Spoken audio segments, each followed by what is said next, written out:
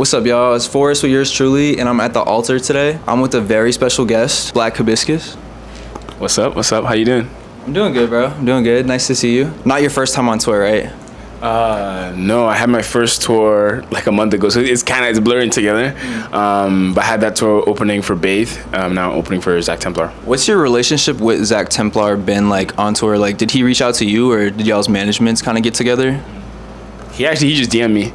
I think maybe 6 months ago, he was like, "Oh, I'm gonna be in New York for a show. Like, let's hang out or something. I'm a fan of your music." I was like, "No way!" Like, 'cause I've been following his music since like senior year of college, a couple years now. And then like 2 months ago, he DM'd me. He was like, "Do you want to open the last couple of dates of the show?" I was like, "Hell yeah!" So it's been pretty cool, and he's very chill. Like we've hung out quite a bit over the past couple of days, so it's been cool. That's what's up. He reached out to you to come back to Atlanta to kind of close out the rest of his tour. But this is like, you lived here since you were 13. Mm-hmm. So it's kind of like, what's it like coming home, right? As a homecoming? Mm-hmm. It feels good. It feels good. My first show, like my first proper show I ever performed was actually here at the Masquerade, my senior year of college, like for this college show that they were putting on. So it's even more of a homecoming on top of that. Yeah, exactly. It feels good. And I have like my best friend sitting there, my brother. So we got the whole family out here. But yeah, no, it feels good. It feels good to be back. That's really awesome for you to come back to a place that you didn't leave that long ago. You left like a year ago?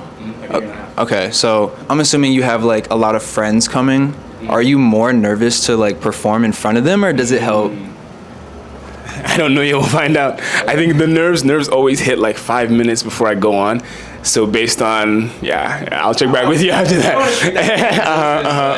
No, but I mean, at least right now it feels good. I'm happy that people because they see me perform, but only like during college when I wasn't, able to take this as seriously and as dedicated to it. So this is nice. Mm-hmm. Yeah, back to college. That got me just thinking, because I discovered you like up to this past year, and I know what college, the whole experience is like not gonna allow you to 100% be as involved in as you want it to be. But what was like the tech community like? Were you going on shows, and like did people know like about Black Hibiscus? No, it's weird. I feel like, I started making music during COVID, and it was kind of a hobby for the most part at the start of it.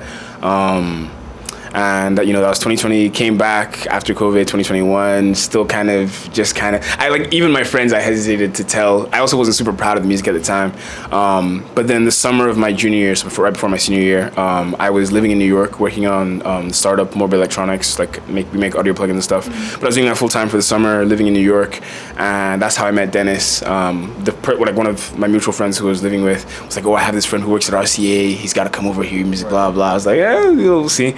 And he pulled up, and he just really enjoyed the music. And that day we decided that he would be my manager, and it just felt right. And we've been together since for like 2.5 years now. But I think that was the moment where I was like, okay, here's another person who's like in the industry who seriously believes in me, or like gives me a reason to take it as seriously. And I think that's when the switch happened. So then I came back for senior year, and then I performed like this Halloween show, and that was my first. You met Dennis when you were still in college? Yeah. And then so senior year, came back here. I performed this Halloween show. It was fine. And then I had my first real show here at Masquerade, and it honestly went pretty well. But yeah. Okay. That's dope as fuck. That you kind of put those pieces together before you left, and also to have that put together is pretty validating for not feeling comfortable when you're just starting and you have other things like on your plate to like show your friends or like be proud of it. But that's dope as fuck that it worked out the way it did. Sure.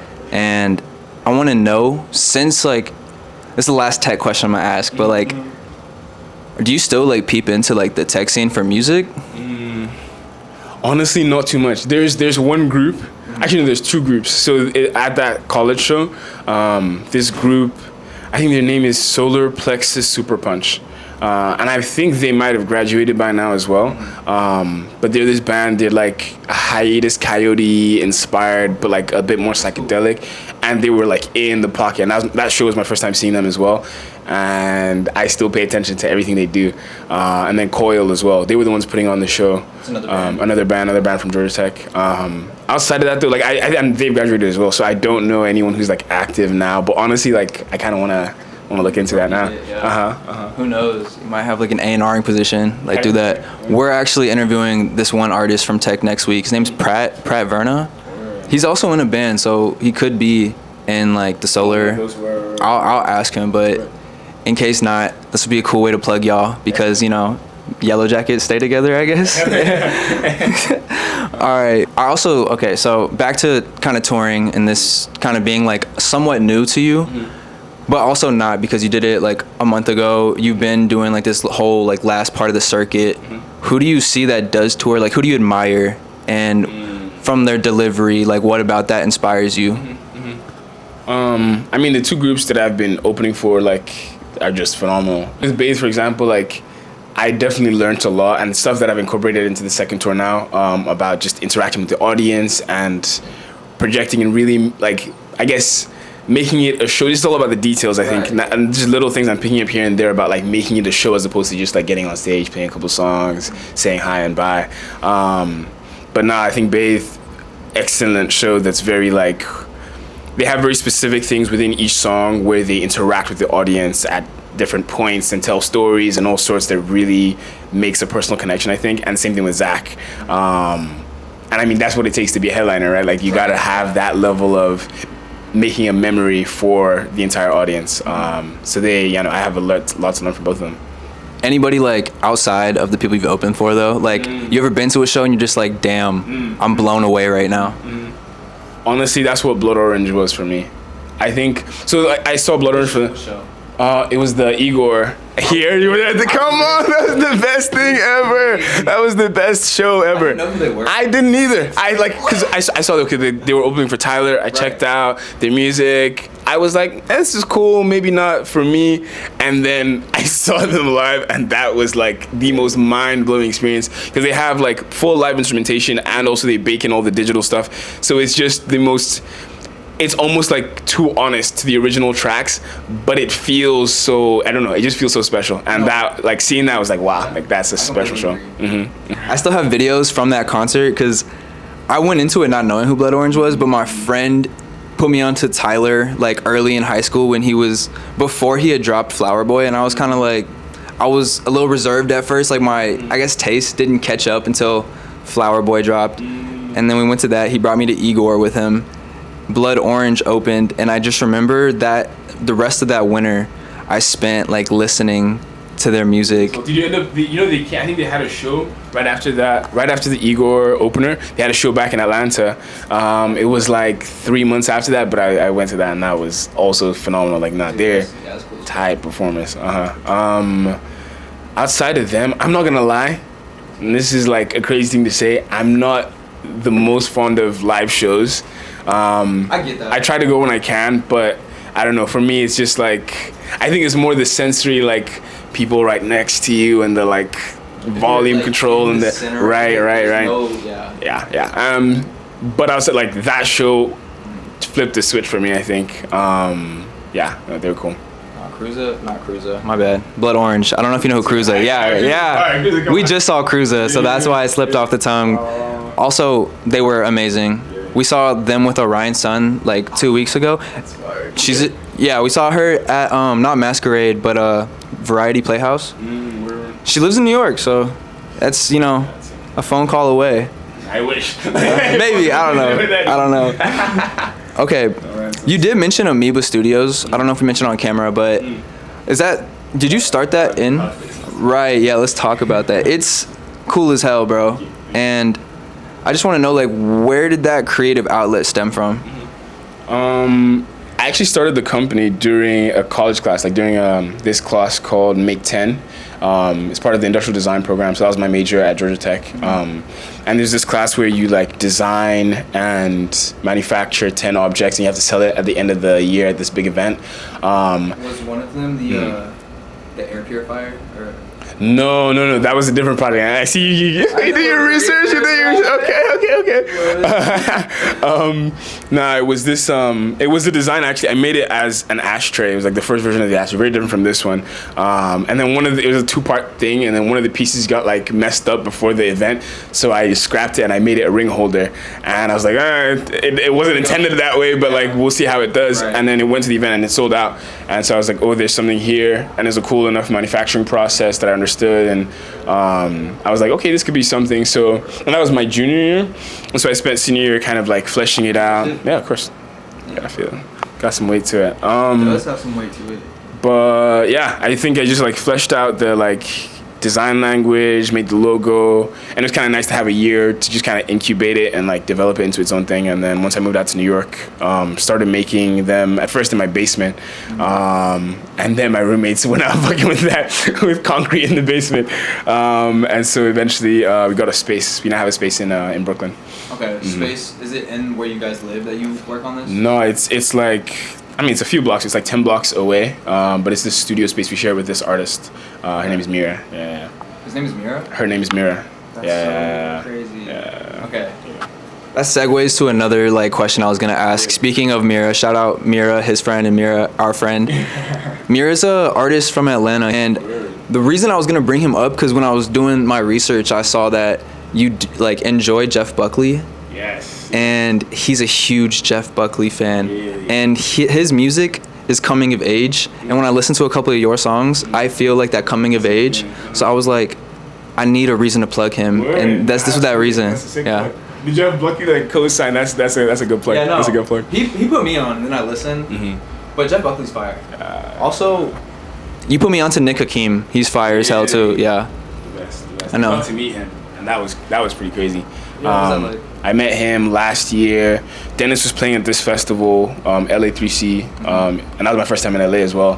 That was a good trip. We were just like, we were talking to like labels. We rented a convertible. Like we were just driving, and it was winter in New York too. So like we drove like November landed in LA, good weather, like we were having the time of our lives. Just driving slow as fuck. Right. And so Nick Hakim was also playing at this festival, and I was like, oh, I was so excited to see him, blah blah. And luckily we had VIP access because Dennis was playing at this thing. During Dennis's set, like we're hanging out at the VIP area, and then I just see Nick Hakim walk behind the stage, and he's heading to the bathroom. I'm like, no way, that's Nick Hakim. And at first I wasn't gonna go up and say anything, but my friends were like this guy, like you love this guy, so you have to say hi. Yeah. So I got to talk to him, and he had heard of my music. He knew of me through the Discovering Artists IRL video. It's gotta be the craziest feeling. It was insane. No, it's very insane. The fact that he recognized me, I was blown away. But we just chatted for like 15 minutes. I ended up getting his number. That was insane. But yeah, cool dude. Very cool dude. Did he give you like any advice career-wise that like you just took it and were like, damn, I needed to hear that? Interesting. We only talked about music. Not really like career stuff. That's interesting though. I mean, I might hit him up for that now. Right. Yeah. I mean, that's cool as hell that y'all just talked about music. I want to ask now, so about Growing Pains. Was wondering because Growing Pains, you just had like this crazy like year where you've had just a lot of change going on.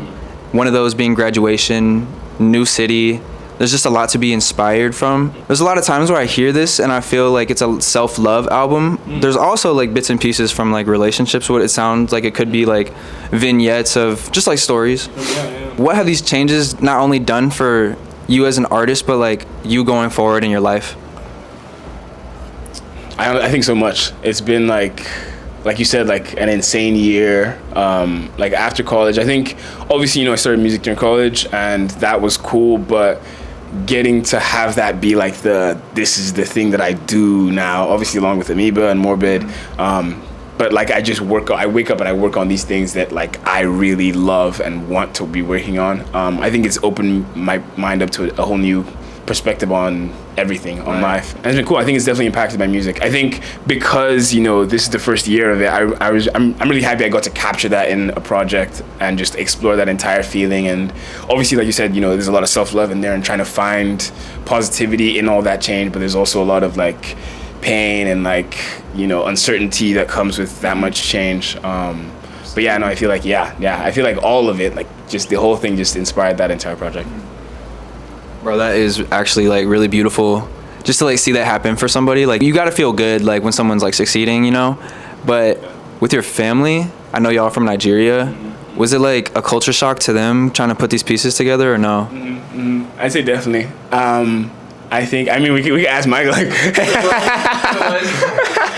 I think no one really expected music from me, like growing up. I mean, you had like a resume before, even, like before I even like saw you were doing music. So like, I have immigrant parents as well. They must have been proud as fuck.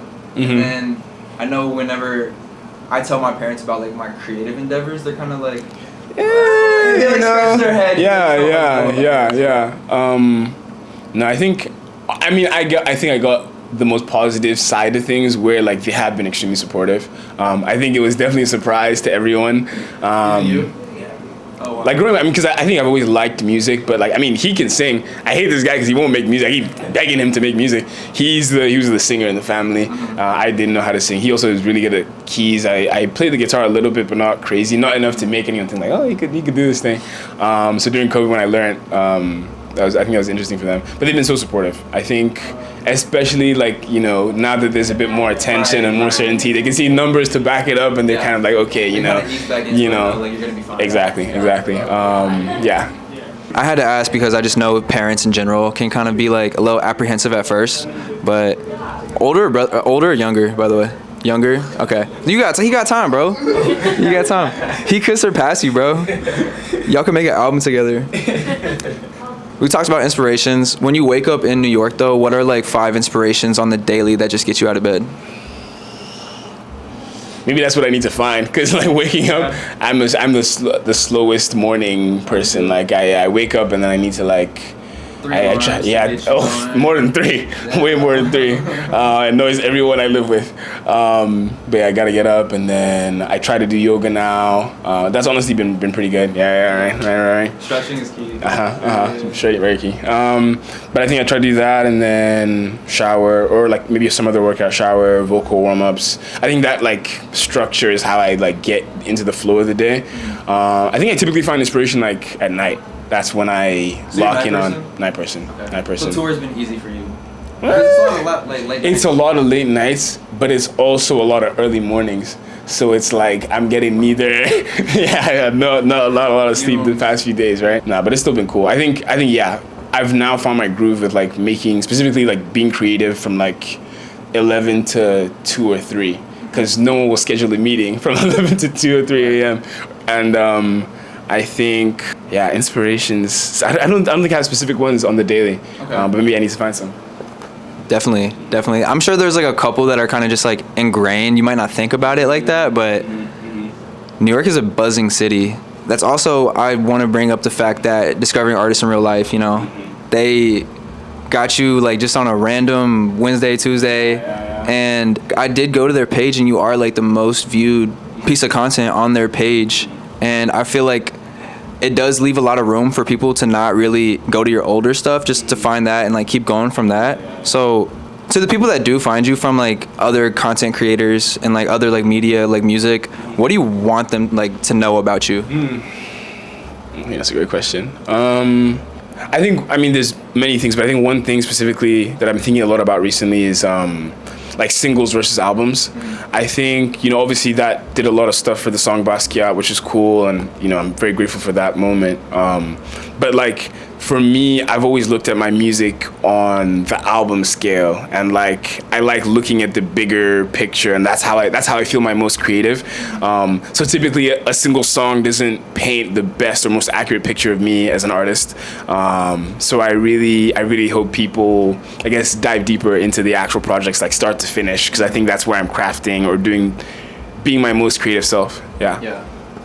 Well, that's good to know, because you also have this whole trilogy concept planned. Like, you have it planned, but that could change for the future. But I know that you want to encapsulate it in time periods like 99, 2000, or 2000, 2001. And first off, you're not a 90s baby, are you? 2001. Oh, you 2001? Born 2001. Nice. But what pieces of media do you think would help inspire you to really like go back to those time periods? Because we were like not even born yet. So like, what are you using to kind of fuel those projects? I think the most key one is this this playlist that I've been building out since like 2021 now. It's a playlist? It's a playlist. At first it was just called post-album shit. When I didn't know what it was, I was like, oh, I just made this album. I'm gonna like lock in. The next album is gonna be this thing, and it just started being a lot of like 90s hip hop, 90s R&B, and like Neptune's era stuff, Outkast stuff, and then also like early. I don't know if you know Wizkid, big Nigerian artist, but like very early Wizkid when he was doing like weird electronic music stuff. It was like 2015, right? No, like I'm talking 2008, 2010. Like that era of music, very different from what he was doing like after that. And that's what I grew up on, and just like it all somehow fit into a thing. And it was initially gonna be one album. I was like, this is too much for a single album. It's gonna have to be like 40 songs. So I split it up into this trilogy. Come in. Cutting it close. We're sorry. We can wrap it up soon though. What's the question again? We were talking about the things that you were kind of using to fuel Black 1999. Yes. I think that playlist was key, and it's too much right now. So I made that playlist. I think that was key, and then I do a lot of Pinterest boards now. Pinterest is amazing, bro. Yeah. And you're a graphic designer, so like. Yeah. I mean, graphic design, industrial design, like it all like Pinterest is I started honestly even like before I make songs now. I'll go on. What is that like? Oh. Yeah. I was like once is okay, but like 3 flashes, like what are they doing? Like. What was I keep getting low? Okay. Pinterest. Right. I started making Pinterest boards before I make songs. Even. It helps to visualize. The project before you start. Like, exactly. I think. So I think I've been doing playlists and then like Pinterest, and I want to do a lot of like tone samples for the project to really like. I think my goal especially for 1999, which I've started working on, is to immerse us in that era and like make us feel like we're with them in that time period. Obviously with the sounds of the album and the choices of production and vocals and whatever, but also with like sampling and getting into deep pockets of like references to New York specifically in 1999 or what's up? Are you going like boom, I think I think so. It's interesting. I feel like some of the songs, and I don't want to give too much away, obviously, it's not, you know what I'm saying? But we can have a follow-up close. Word, absolutely. I think definitely a lot of boom bap stuff, but also a lot of like the bouncy LA era, like that whole thing. Also a lot of like the like New Jack Swing, post New Jack Swing. Okay. So I think there's a lot of sounds, right? Yeah. But it's like almost like what the world was listening to in 1999. But I want us to be in a specific place, and I think I'm just like right now just capturing all the media I can for that. I can see that, like Spike Lee like movies, and like also White Man Can't Jump, like going back to like those neon colors, like Fresh Prince, like that type of stuff. I think there's like a million places I'm gonna be grabbing from. Right. All right, this is one that I was wondering personally, but also like I'm sure people that listen to you would love to know this. So you're an artist, you have a LinkedIn, you have like, it feels like those two, outside perspective looking in, like when you look at like the industry, it always feels like those two can't be like mutually exclusive. Yeah. How do you balance the two, and also like what are the challenges? That's so funny. Like I need to delete my LinkedIn. Like I haven't touched that thing in like 3 years. You got 400 connections though. No, I was locked in. I needed a job. I was locked in, but I have not opened that in a while. The resume is crazy though. That's good. I think I might honestly get back into it when, because with Morbid Electronics, you know, the startup, I think that's the most professional thing that I'm working on right now. But even then, that's kind of like a thing of Moye and I. So Moye is my roommate who also does like my mixing and mastering, also an artist himself. We founded the company in like 2021 because we both made music and we just loved audio plugins. We loved a lot of like audio hardware, and we're like, let's just do this, whatever that looks like.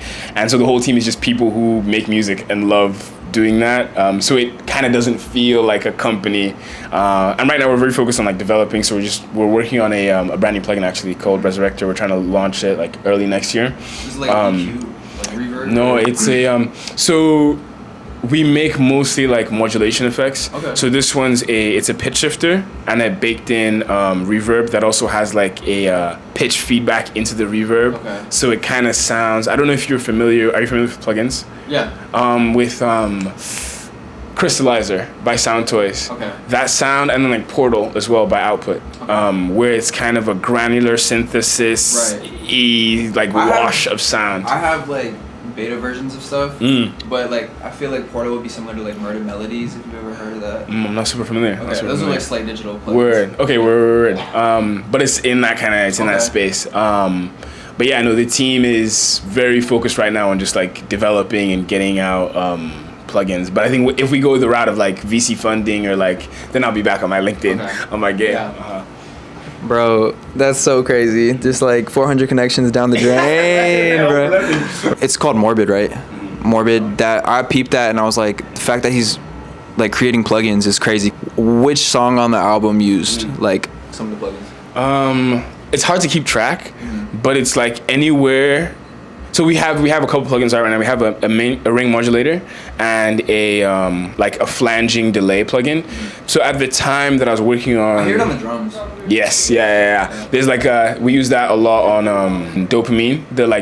The really spacey snare sound, and I love flanging snares. So honestly, almost anywhere there's a snare that sounds flanged. Sort of like Prince, like yeah. bro, like really doing that. Are you tuned into Gene Dawson by any chance? Yes, yeah. Maybe his new album, Glimmer of God. I haven't heard it. Bro, It's on that a lot. Yeah, you can hear it in the drums, like very Prince inspired, heavy modulation. Word. That's sick. But yeah, no, I think anywhere I do that, it's a lot of Morbid stuff. And then anywhere there's any like, so the ring modulator also does like bit crushing, distortion. It has a tremolo with like LFO thing, and then a chorus and stereo splitter.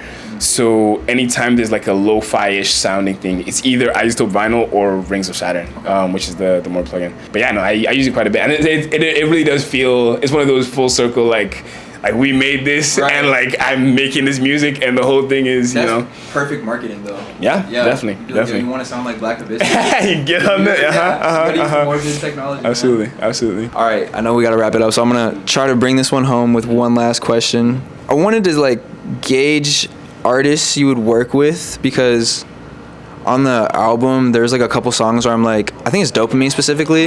I'm like, yo, Brent Faiyaz or like Tommy Richmond. And then self-loathing, you were rapping, so I was like, I hear a slow tie like on this. I don't know. Yeah, absolutely. Yeah. Even I think specifically, you're familiar with Igor on What's Good. That like little bit he does. What's good, guys? So this part unfortunately got cut off due to camera difficulties, but what we started to talk about was how on the song What's Good from Tyler and Slow Tie was how it influenced Jayjay's part on Self/Loathing. Similar in the tone and cadence that Slow Tie brings on the song What's Good. It has like this gritty rap vocal and it's very punk-esque. From that, we started to talk about Tyler's influence on Jayjay's production, specifically in songs like Omen, which he related to Garden Shed in the sense that it has like this nice build-up and it keeps on growing and growing, but that it goes like up and down in different directions. So that's where this interview leaves off, and I'm gonna let you guys finish it out. But thank y'all if y'all made it this far, and please let us know who we should interview next. Very like Garden Shed inspired, that. But yeah, no, I think that like that song structure where it's kind of like it starts off here and then it goes down here and we're kind of in a lull and then we go all the way up here and then we go all the way down here and that's the end of the album. And I feel like doing things like that where you're trying to control the energy and the emotion of the listener that dramatically, I think has always been challenging to me. And I think I set myself the challenge of like I want to go as far and like as high and low as I can on a single song, and I feel like I really got that with Omen. So I was really proud of that song. And honestly, at what point in a person's life, the song for me is kind of about my relationship or like trying to find my God or like my like finding out what my personal relationship, because I was raised Catholic, Methodist, man. Right. But I think it's very much like I think when you're growing up and you're sort of given religion and it's like it's hard to find it on your own. Exactly. So you want to find it. I know definitely in my like later years, same. Absolutely. And I think the song is me exploring that journey, or like obviously I'm still on that journey, but it's just like where I'm at and kind of saying that. And I think anyone who's on a similar journey would enjoy that song. Fucking love that song. We were listening to it today, and she was like, "Ooh, I like this." Literally, we both just went like, "Wow, I'm really glad that was your favorite song." And then, if we have to wrap it up, what do you have planned? And like, what is, I guess, your final message with Urs Truly to people who are not familiar with Black Hibiscus? I think I got a lot of new music planned for next year.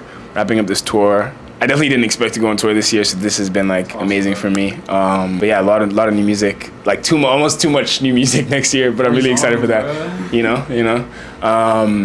But yeah, last message. I think specifically about Growing Pains. I think check that album out if you are going through a period in your life of that exploration of change. It might help with something, I guess. Yeah. Good